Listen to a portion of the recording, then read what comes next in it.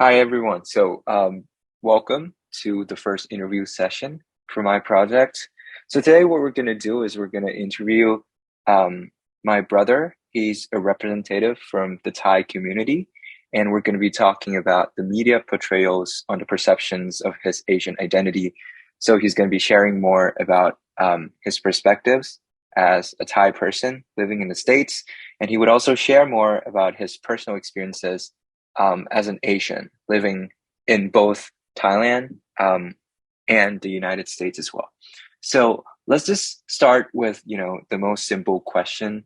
So maybe you could just provide me with an introduction to your community or just tell me more about your cultural background. What are some important aspects of your community's history, traditions, or values?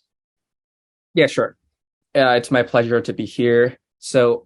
Obviously, I was born in Bangkok, Thailand, in a Thai Chinese family. Yeah. So basically, our grandparents and great grandparents were immigrants from China. So we're kind of like third, like fourth generations, depend on it's like three and a half, I would say. But basically, yeah, we're born in a Thai community with but we also adopt, Chinese tradition, which I would say, um, from like a Thai perspective, we actually practice Chinese cultures and traditions quite, I would say like a lot compared to other family because in Thailand, Chinese cultures are, mostly, unified with Thai society. And there are a lot of like cross marriage between ethnic Thai and ethnic Chinese. So it's kind of like a melting pot, blends together, unlike some countries in Southeast Asia, like Malaysia, Indonesia, or I don't know, like the Philippines maybe as well. From my experience in the United States interacting with people from Southeast Asia, right? There are different perspectives in how um, ethnic Chinese fit in the society. But coming back to being raised as a Thai person, I would say being raised in Thailand, we never really um, evoke, I mean the school and the education system, social system never really evoke us as a person to actually think about our identity that much. It's kind of like part of like we don't think about it, we don't reflect on it as a Thai person. It's just more of like just patriotic being a Thai. You have to love your country, and it's more like that. They don't actually like want you to be like individualism.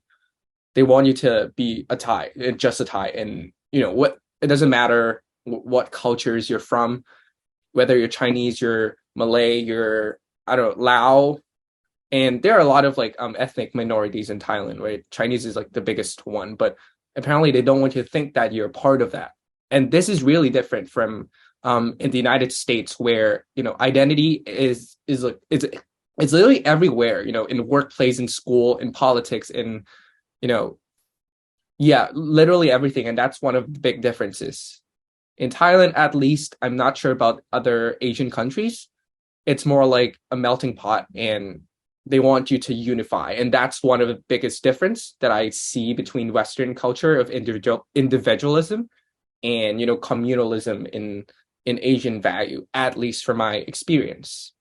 Yeah. And yeah, sorry that was a long introduction, but No worries. uh, Yeah, that I was that finished was really school. comprehensive Yeah, answer. Yeah, so yeah. so I thank you finished for that. school in Thailand, yeah, Yeah. and then came to the States for college. Yeah. Mm. Cool. Yeah, so I think I really resonate with your answer in terms of how, of course, I was from the same country as you. We were living together. Uh, I think it resonates with the concept of assimilation a lot when we were Mhm. talking about how immigrants has to kind of adopt the majority perspectives, majority's festives or cultures to kind of fit in to That's Thai a better society, for example. So yeah, so I think that was a really fantastic answer. So I think just moving on to the next question, I just want to, can you please like just tell me more about some cultural practices or values that you strongly identify with it can be, Thai practices or Chinese practices, depends on you. Okay, I would say I don't know, but Thai practices and things we like celebrate, there would be a few. For example, the Thai New Year, we just gather as a family sometimes. There are like like people just like use water gun and play, have fun outside, but I don't think we ever do that as a family. But it's more like just gather because it's, a long weekend and like yeah, it's like a federal holiday, not federal, but like national holiday. Yeah, so we just gather as a family and some other Thai traditions or yeah, for example, like Father's Day, Mother's Day, it's different from global, Father's and Mother's Day. Here, yeah, just like Father's Day yesterday in the United States and I think a lot of countries around the world, but in Thailand we used because monarchy is really strong influence on our culture, Thai culture, right? So Father's Day is based on the birthday of the late King Rama IX, and Mother's Day is also the birthday of the queen of King Rama IX, right? So that's the day that we would go out and actually celebrate Father's Day, Mother's Day, not the same as global days, right? Yeah. And what else? Actually, yeah, that there are like a few holidays, but I don't think we actually celebrate. And in terms of cultures, I would say our family at least resonate more with Chinese Chinese, culture. yeah. I didn't realize that until I grew up, but we celebrate Chinese New Year a lot, just like other people did around the world. I didn't realize like this is actually a big part of my identity until I came to the States, and talked to people and realized we have very similar background, celebration, and share a lot of cultural, similarities in values, right? So it's Chinese New Year, for example, and there's for example, like Tombstone Cleaning Day. Hmm. That's also like when like you have to wake up so early and Yeah, they go yeah like that and couple few holidays, right? For yeah, Chinese like Chinese traditions. So yeah, we for do that sure. a lot. Yeah. Hmm. But I would say Chinese New Year is like the biggest part. Mm. And gathering at like Chinese restaurant with like a big family, like Chinese round table, like Yeah. in a special occasion, that's Mhm. like the big part of our values. I would say there's not much else. Yeah, Oh, yeah, I and yeah. Maybe one thing about like religion. So as you know, a lot of Thai people are Buddhist. So we are raised Buddhist, right? There are a lot of sculptures in the house, and our parents are actually really pretty staunch believer in Buddhism and also the Chinese like traditional, religion as well, like Taoism, Kongzi, whatever, right? So there's a shrine in the house. It's more like a dual kind of tradition, yeah, or yeah, yeah, for sure. I guess the things to just add on to that is I think definitely religions and cultures and ethnicities, as you have mentioned, are pretty intersectionals, right? I think yeah, they're pretty fluid in a sense that you don't have to stick to just, Thai cultures or Chinese cultures. yeah. And like our family is really a prime examples of how we're able to blend those kind of different cultures together to create something unique just for our family, right? So these kind of cultures, I think, really separate us from other Asian people or other Asian communities around the world. And I think just to add on to that, I think history also plays an important part in, shaping our Yeah, festivals or cultures that we exactly. choose to Exactly. engage with. So just to mention about like the Dongguan festival, right? Or the Dingyan I festival, actually came from Southeast Asia. So my friends from Myanmar, they also celebrated that. yeah, So yeah, yeah, so my point is that like it's pretty intersectional, and all of these things are just pretty fluid. right? So yeah, so I guess that's like a proper, I think, ample introduction to this entire interview. So now I want to transition. I want to talk more about the focus of this interview, which Yeah. is the media, right, and the stereotypes that are being imposed on Asian people in general. So media plays really an important part in terms of shaping people's perspectives on Asian identity. So things like films, things like movies, things like arts, things like literatures, you have so many of these things that can influence how people perceive us, right? So the Yeah. first question for this theme, in your opinion, what are some of the common stereotypes that you personally face? And are there any common stereotypes or misconceptions about Asian culture or Asian communities that you have personally encountered? And also, how do you address those stereotypes? Not just in media, right? I mean, stereotypes that Yeah, I face. just in general. Yeah. I would say, especially in like academic setting, you would be assumed to be smart, smarter than everyone else, and good at math, for example, right? That's like a very basic stereotype. And like I would say like fortunately I've kind of like fit into that because I'm like a STEM major and but I feel like a lot of Asian people would feel marginalized if they're not actually good at academics, and not just there's a misconception about that, and also they would probably face pressure from family as well, because like education is really big value in um Asian culture, especially in Chinese culture per se. And but other than that, the stereotypes that I face, I mean, the common ones that you could think of, I would say like I heard of it either firsthand or like indirectly through a friend, right? Yeah. And in terms of, so I hope that answers your question. Yeah. Yeah. Yeah, I and guess like that ties in really nicely with the concept that we're actually exploring today. So there's and this thing I called, actually want to add yeah, something sure. about academics, right? You would be, you're assumed to be smarter or like more nerdy or be more academic. And I think actually the system also bolsters this, you know, um, this stereotypes because of, like realistically, it's just harder for Asians to get into college, with the same academic profile. So you can actually see this firsthand in academic institution. People don't really like talk about it, but they have preconceived notion about it, right? And that's kind of like what I feel.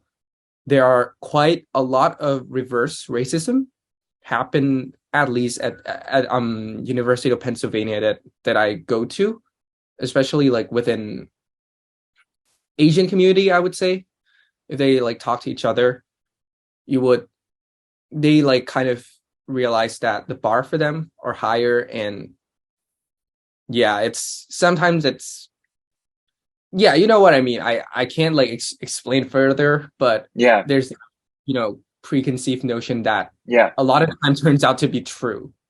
Hmm. Yeah. Yeah. I guess that's like just really a perfect description of model minority myth, right? Yes, So correct. it's basically just like the stereotype that certain minority groups, in this case, just Asian Americans or Asians in general, are just being perceived as like being so highly successful and Yeah. academically accomplished. And I think Yeah. you really pointed out about the fact that you pointed out about how there's like preconceived notion within the college community uh, really affirms that this stereotype is really being imposed. It's Exactly. pretty predominant on college campus, right? Mhm. I just want to transition here into the topic of media, right? So, Yeah. do you think the media plays an integral role in perpetuating this model minority stereotypes or any kinds of stereotypes that Asian people face? And if so, how? And if you have like any specific examples, like films or shows that you watch, you can feel free to just add that in as well. Yeah, sure. In terms of media, okay, like today is a really, groundbreaking breakthrough year for Asians in media and in cinema, right? Michelle Yeoh just won an Oscar, and so it's really, moving towards like the right direction in Hmm. my opinion. Um, in the past, Asians would be just, either you think of like Bruce Lee, right? For example, like Asian Americans in the past, it would just be like, or Jackie Chan. That's like a really stereotypical Asians in media, in the cinema, in movies, right? Yeah, Being like a fighter in like kung fu, whatever, like like that. sidekicks. Yeah. Yeah, like that kind of, yeah, traditional, fighting or martial arts. Yeah, that's it. Yeah, that's about it. Yeah, but now it's like more transitioning towards like Asians having more representation in like Hollywood, in the like conventional and like popular Hmm. movies, for example, right? And I think in terms of stereotypes, I think it used to be in the past, but now it's getting better, but there's still a lot of work to do. And it's just hard to for Asians to break into the industry, I would say. Hmm. Harder than being other races because we Yeah. are pretty underrepresented in this, in like the theater and Hmm. entertainment, right? Yeah. Hmm. Yeah, for sure. I think that really answers my question. Um, I think Asian people in general, in history, I think like the way that the media portrays Asian people kind of evolved with time, right? So, for instance, like in like the 1920s, like the 19 like basically like pre-World War II period, they were being portrayed as yellow perils, right? So, Mhm. when the Chinese people were excluded, when the Chinese Exclusion Act has been Mhm. passed, Oh a lot yeah, of medias have been like portraying Chinese as this like yellow perils who are trying to destroy the world, or even portraying Asian men as like being subservient or like sexually inactive now okay. I think and okay, that's things like another that. stereotype. Yeah. That's another stereotype. The Asian men being like deemed as feminine, and that's Hmm. like prevalent in like a dating, Yeah. scene. Your view as like a bottom of the food chain, and I don't. It's like it's not quite politically correct. People would not accept that, but it's true. Just look Mm. at statistics, and I feel like that's such a sad thing, for Hmm. Asian male. Yeah. Yeah, I think that's really interesting as well, how the stereotypes like play out in the dating culture and stuff, and how like the media perpetuates certain stereotypes and it kind of like trickles down into like every single aspect of Asian people, whether it be like dating, whether it be like academic success, education, and stuff like that. Right. So that's really interesting. Mhm. Yeah. So we've talked about, actually, we have covered yellow peril and we've covered model minority. Um, have you ever heard of typecasting or yellow facing? So these two stereotypes are also predominant for Asian people as well. And if you're familiar with that, can you explain that to me? Or if not, I'll explain that to you and maybe you would get a better picture of Can you those can two you stereotypes. actually can you let me know, like explain to me Yeah, again? yeah, sure. So typecasting is basically like a term that is used in the entertainment industry to describe the practice of assigning actors to specific roles based on their perceived characteristics, abilities, or previous performances. So for example, there's like a recurring theme or like common generalization that like, oh, Asians people are smart, so they should like portray the roles as like smart guy or like the brainchild of some prodigy in the project, right? So that's like an example of typecasting.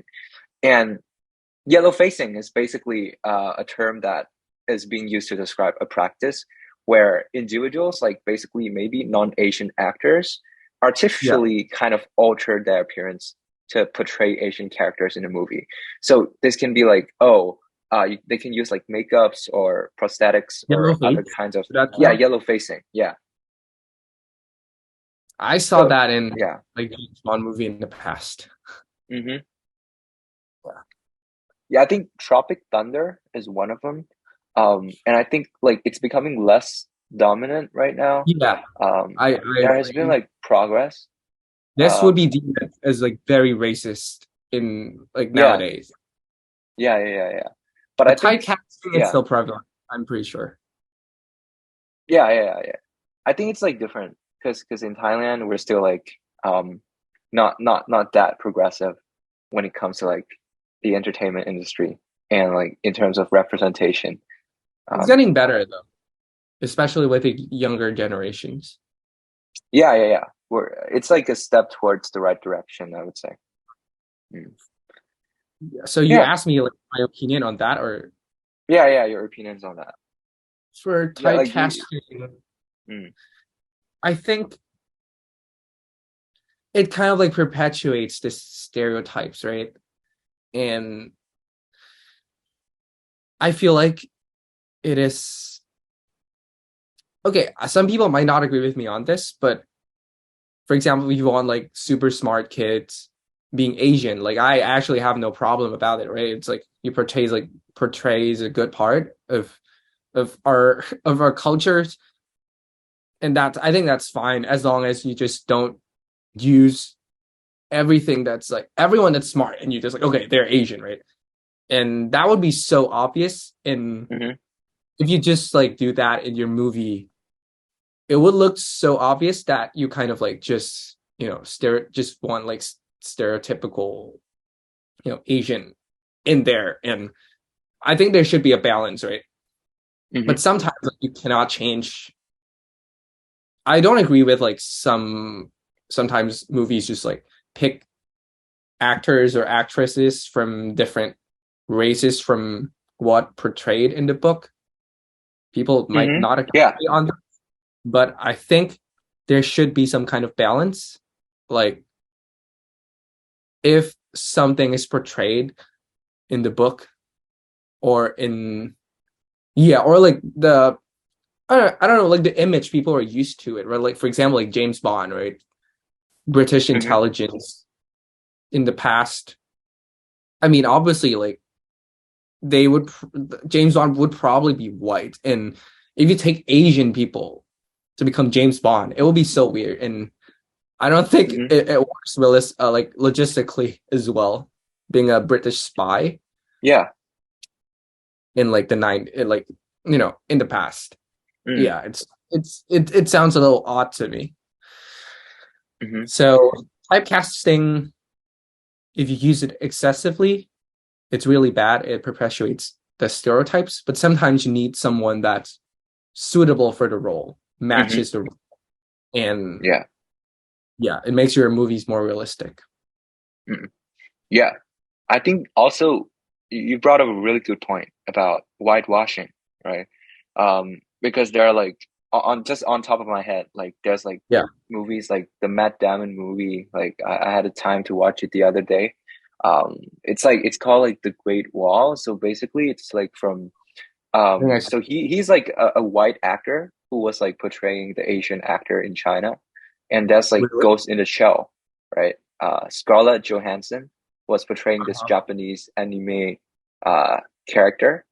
So like Yeah. there are a lot of I would say there are still a lot of like whitewashings in the Yeah. media today.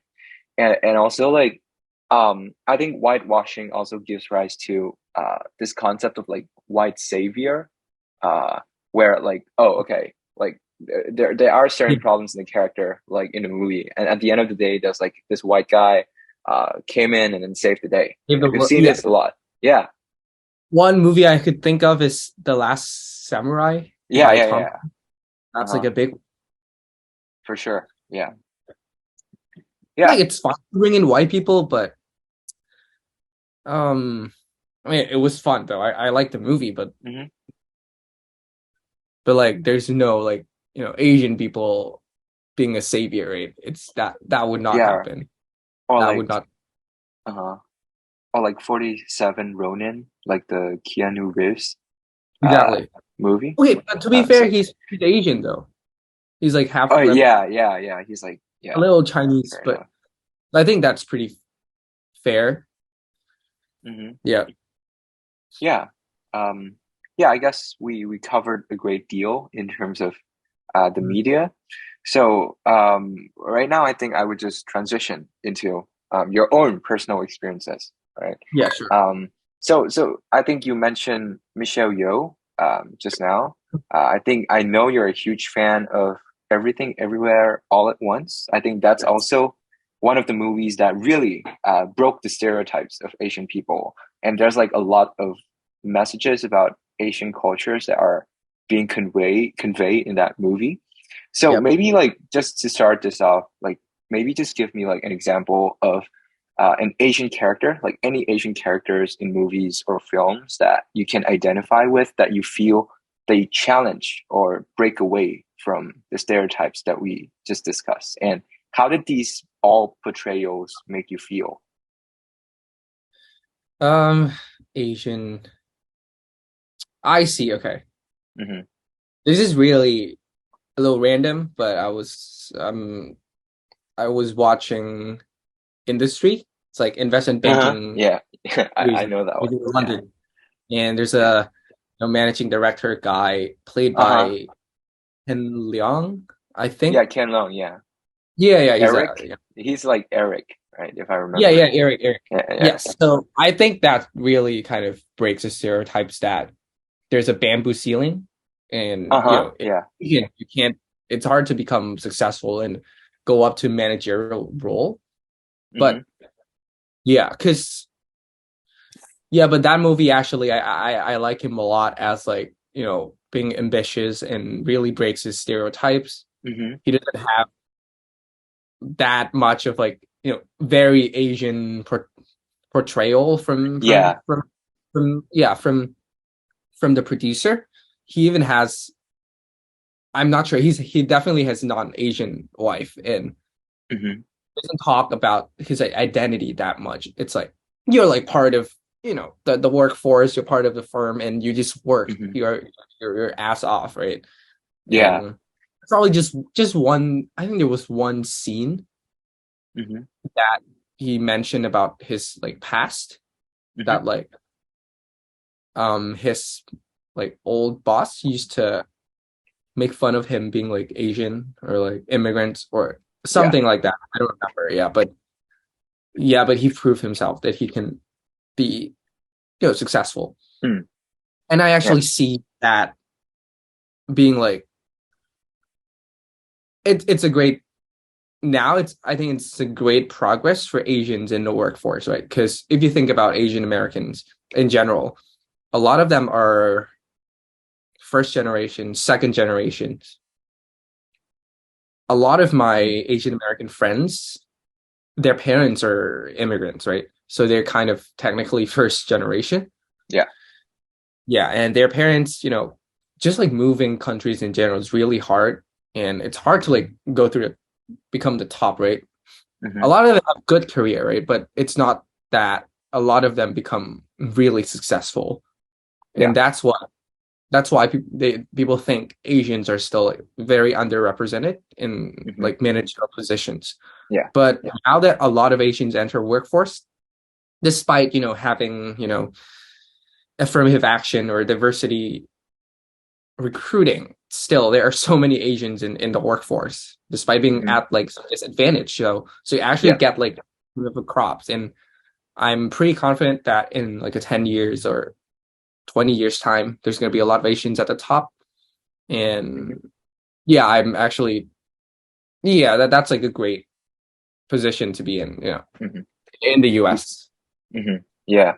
Yeah. I guess bamboo ceilings and I think bamboo ceiling as a problem itself is kind of being reinforced by the model minority myth, right? Because if you think Yeah. about it, Asian Mhm. people are portrayed as like this successful people who like work hard, but also at the same time they're like, oh, they're successful, like they work hard, but also they follow orders and they're not ambitious. Exactly, yeah. So They're not so good at like like personal skills or what, like interpersonal Yeah, skills, whatever. that's why like they're stuck in this position, as you mentioned. They can't Yeah. really progress up Yeah. the ladder, Yes. because people think they're not interested in the Exactly. So managerial personally, positions. I think there are more Asians that are like that than maybe like white, Hmm. people. Yeah, like white people. And I could be wrong, but I just think that's like from my personal experience, white people would be more vocal. They're more they dare to like argue and Yeah. right. They're more vocal basically. And but it's not like not every Asian's like that. And what was the point that I was trying to make? We were talking So about basically, yeah. the fact that there are Asians that lack social skills or interpersonal skills Hmm. it does not justify um the action to discriminate against Asian without knowing like who that person is, right? So, for example, like Harvard, they penalize interpersonal like personal, I don't know, like interpersonal skills, social skills, just because being Asian, right? And that's like the like I think that's what the lawsuit is about right now about affirmative action. Hmm. Yeah, so in the workplace, if that's the case, I think it's really wrong because you have to look on like just look at a person as individuals, not like, oh, this person's Asian, right? And then you just bring in a preconceived notion of them. Yeah. And Hmm. I think that's one problem with America in general. You just obsessed with identity so much that you forget to look at one person as an individual Hmm. sometimes. Yeah, that's just my opinion, but yeah. Yeah. Cool. I feel like in Uh, Thailand, right? For yeah. example, we don't actually look at this person. Oh, this person. There are too many Chinese ethnic Chinese in this company or in the school. Like whoever has ability and would be able to do it, and you get it right. But Uh-huh. it's just different here. Yeah. Yeah. That makes sense. Um, yeah. So the purpose of this project is to kind of do like a comparison between how people think from three different countries. So Thailand, Yeah, Singapore, and the US, right? I see.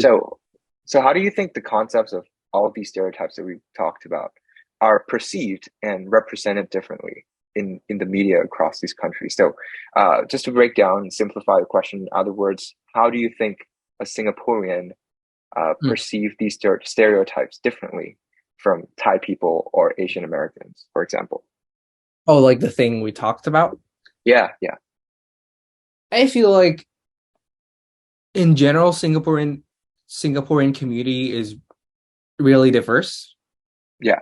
And identity is really, I mean, I'm pretty sure it's a big part of the community, and you can correct me on that. Hmm. There's even, there are like four main, like Yeah, language, Chinese, Malay, like Indians, and Chinese, yeah. Malay, Tamil, like big, ethnic groups. And I feel Hmm. like they're more used to the concept that of what's happening in the US more than people from Thailand, where it's really a monocultural society. Yeah. Everyone's perceived as Thai, and that's probably due to historical context, Thaification, Hmm. if you want to look up that. But Singaporeans are, but some concepts, right? In because Singaporeans still a lot of people majority of people in Singapore Yeah. are Asian, so it's Hmm. different. But it's just like different types of Asian, Indian, Chinese, Malay, Hmm. right? So I don't know how they would think about like these stereotypes, Hmm. right? But I'm sure they would. I don't know actually, but Yeah. I just think they're more used to the concept of like Mm. cultural identity, or actually like think about it more than people from Thailand. And in the U.S., of course, like you're grown as a minority there. Yeah. Of course, they're more it's really a multicultural society in Singapore, and Mhm. but I think they still have the same problems as the US and Thailand in terms of diversity, right? Because in the past, I don't know how many years, the president has always been, I mean, the prime minister has always been from the Chinese ethnic groups. And there has been Yeah. like a lot of, people from Indians, from Malays communities. They were like, Mhm. oh, we kind of need more diversity in the parliament and in the prime minister position. And I think Yeah, Singapore government is like doing a really probably you could say a good job or like a decent job in terms of promoting this diversity because they have like programs that I think it's called group representation constituency. So basically, you need to have like people from certain ethnic groups within your party in that area before you're able to do like I all see. the gerrymandering or like going into the election. And also the Kind of president like the has to, US. yeah. So, Okay, so the, but because okay, I think I know the difference now. Because the US is really diverse, you can't actually do something like that mhm, the that's same right. as before, right? But there's Mm, that concept of like promoting diversity in like mm, politics, for example. And of course, affirmative action in college, admission in like like workforce recruiting, for example, that's mhm, still commonplace. yeah, Like DEI is really strong in the US. I'm not sure about Singapore. In Thailand, I don't think they care about whether yeah. there's enough representation of ethnic Thai, ethnic Chinese, ethnic Lao, whatever. Because everyone's Thai, right? Mhm, mhm, Hmm. yeah. Yeah. Okay, cool. Um, I think the second last question for today is more about your identity and your experiences. So we've talked about like stereotypes and a lot of things that Asian people have been facing. And you talked about, you brought up a really good point about bamboo ceiling, about model minority Yeah. and stuff like that. Mhm. So I just want to ask you personally, as an Asian person in the US right now, do you feel any pressure to conform to these stereotypes, whether it be due to the media that portrays the stereotypes or due to people around you or your community, for example? What do you mean by like conform to like what's the As specific? in, like, do you feel any like kind of pressure to um break away from these stereotypes? Like, um, Oh, I see. yeah, Like not quite. I don't actually feel pressured uh-huh, to prove myself, and especially in school, like I have no pressure at all. Maybe in workplace a little bit, like now that I'm like working like hmm, for summer here in the US, it's more like, but I don't think that I kind of like, oh, I do this just to break away hmm, from Asian stereotypes. hmm, I do this for myself, just to show that I'm like capable. hmm, Yeah, but I would yeah, say I'm just scared that there are like stereotypes about Asians, but because there's so many Asians in my like workplace, we're hmm, not quite a minority in the yeah, workplace, at least from at like the analyst or like bottom level, hmm.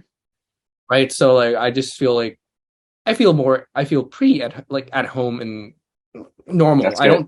I don't think about like, oh fuck, I'm like minority here. I have to prove myself, right? It's not Hmm. like that.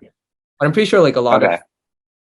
I'm pretty sure a lot of black people might feel that way because there's like fewer Hmm. like black people in the workforce, and they kind of have to prove themselves Yeah, because a lot of them got into like the early round, diversity, and I see that yeah, firsthand. People have preconceived notion that, oh, you got it because you're diversity, right? And that I feel like that put a lot of pressure on them and on people from like diversity group, right? Even hmm, women in investment banking, there is like a accelerated process, and because they uh-huh, count as like underrepresented in this industry, hmm, they kind of like have a spot open for them before. I Yeah. mean, you still have to like get past, certain, standard, but there are people in the industry that think, oh, they're like diversity, right? So that's like a little Hmm. negative in their Yeah. opinion, and that has to change. But partly it's because of the system was set up Hmm. like this. So it's like kind of like double-edged sword per se. Hmm. Yeah, that's just something to think about. I have no opinion on this, and Okay. Awesome. I think it's really important to have diversity in the workplace, but Hmm. it's just hard to actually implement things that Hmm. would be perfect. There's always repercussion in every policy, right? Yeah. Yeah. Cool. Yeah. So, and also to end off today's session, I think the last question that I have Hmm. is, in your opinion, what are some of the ways that Asian community collectively should do together to kind of dismantle these kind of media imposed stereotypes on us? I see. Yeah. Honestly, some of the stereotypes I'm pretty sure are true and good. For example, like, focus on education. But that's really bad for people who are not actually want to pursue that, academic Hmm. path. Yeah. So I think we should promote people that don't conform to this Asian Hmm. stereotypes Yeah. and just make sure that we support them. For example, Asians that want to go to entertainment. There are a lot of objections from especially like parents, traditional like Asian parents, like, Yeah. oh, you won't make enough money. It's really risky career. And I feel like that's why Hmm. that helps that's kind of like perpetuates the stereotype. And we need to support those kind of people. And I feel like it's gonna get better as newer like younger generations grow, have kids, and I don't know, I hope that would make it better. Hmm. And honestly, I think as like on an individual level, just be yourself and do something. Just don't be scared to step out and do something that does not conform to your race, your values, your cultures, just Hmm. because you just feel safer doing what other people is doing. Does that make sense? Yeah. Yeah. That's a great answer. That's fantastic. Yeah. So I think that was really a fruitful discussion that we had, and I just want to say thank you again for Of joining and course. taking your time off your busy schedule to have our conversation today. And yeah, hopefully um, things are probably going to get better for the Asian community, hopefully, and Yeah, I hope. we just hope for the best. Okay, thank you, Nikki. Thank you. Bye Thank bye. you. Bye.